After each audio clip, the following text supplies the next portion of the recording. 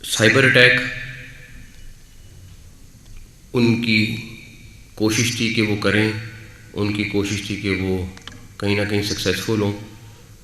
یہ وہ ساری چیزیں جو جنگوں میں نئی استعمال ہوئیں، نارمل جنگ سے بالکل ہٹ کر استعمال ہوئیں. اور اللہ تعالیٰ کا شکر ہے کہ سائبر اٹیک میں وہ ہم سے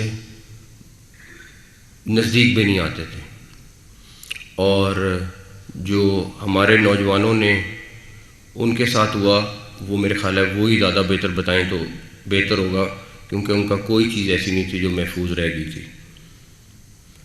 انڈیا کی بہت ساری بڑی ٹارگٹس ہمارے بالکل ریڈار پہ نہیں بلکہ نشانے پہ تھیں. اور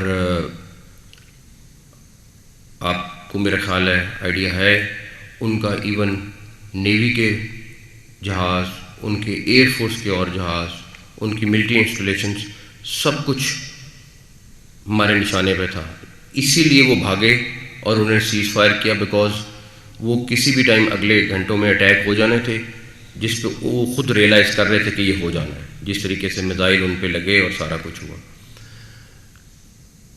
خیر اللہ تعالیٰ کی بہتری ہوتی ہے جس چیز میں بھی، لیکن اگر وہ سیز فائر نہ ہوتا تو ان کا نقصان اس سے 10 گنا زیادہ ہوتا.